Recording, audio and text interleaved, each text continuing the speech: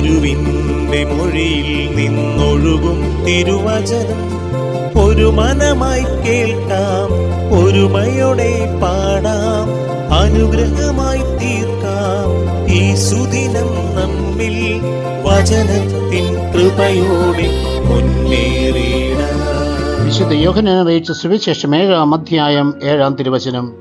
ലോകത്തിന് നിങ്ങളെ വെറുക്കാൻ സാധിക്കുകയില്ല, എന്നാൽ അതിൻ്റെ പ്രവൃത്തികൾ തിന്മയാണെന്ന് ഞാൻ സാക്ഷ്യപ്പെടുത്തുന്നതിനാൽ അത് എന്നെ വെറുക്കുന്നു. നാഥ, അങ്ങയുടെ തിരുസന്നിധിയിൽ ഇരുന്നു കൊണ്ട് ഞങ്ങളുടെ ജീവിതത്തെക്കുറിച്ച് ഞങ്ങൾ അവലോകനം ചെയ്യുമ്പോൾ പലപ്പോഴും തിന്മയുടെ വഴിയെ സഞ്ചരിച്ചു പോയ നിമിഷങ്ങൾ ഉണ്ടായിട്ടുണ്ട്.